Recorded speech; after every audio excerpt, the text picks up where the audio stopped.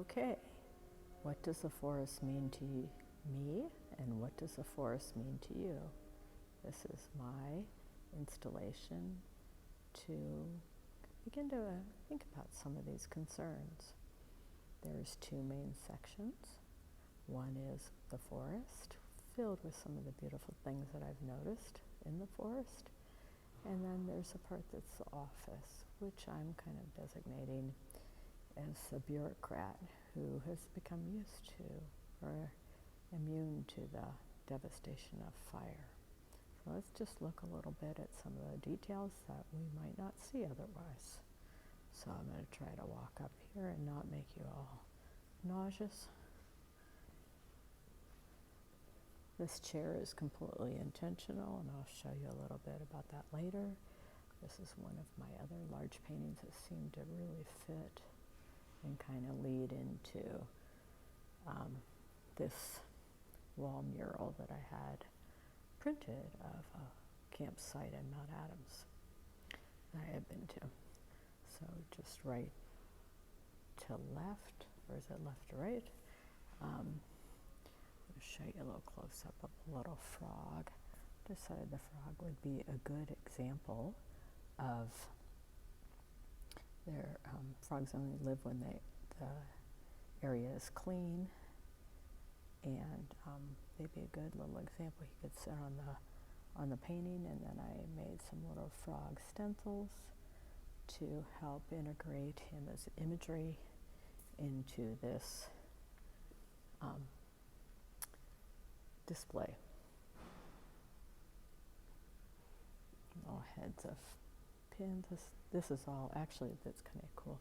This is all the same branch at different times of the year that I've always really loved, this dark black branch.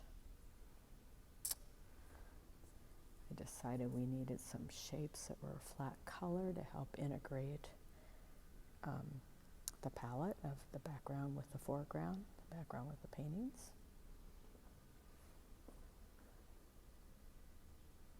And I line these up intentionally to kind of just have a central area and add some physical structure to a lot of organic shapes.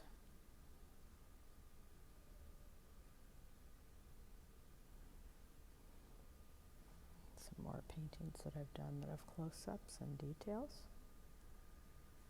This has actual twigs on it. I've always really loved this one, and it's funny how some earlier paintings you don't know that they're giving you ideas for the future, and they did. So here's some frogs that I went ahead and stenciled there. They're little green frogs on the wallpaper.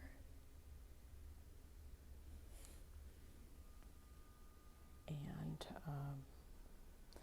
so I took some little shapes that mimic the shapes of the impressionistic background and stenciled those on to integrate the paint with the wallpaper. Now let's go over here to the man's office. Here's wallpaper that I designed from my own artwork. I did a series of 4 about the wildfires. Here's the painting. And if you notice in the frame, the inside of the frame is painted orange to hopefully look like it's glowing. Have our smelly air fresheners in the office. This man's idea of the woods has been simplified down to a fake scent of the woods. What's left of the charred forest. And it's so conventional, even has wallpaper. Shows how expected wildfires are. We've gotten used to them. We think they're okay. He just has his cup of coffee and he's relaxed, not at all upset about it. Here is a painting I call Lost. Little lost toy, little lost girl in the forest. And here is water. It's probably water from a swimming pool. Not that I don't like swimming pools. One thing I wanted you to see was some of the detail in the wallpaper. It's pretty detailed, but also there's some imagery of the Adirondacks chair falling.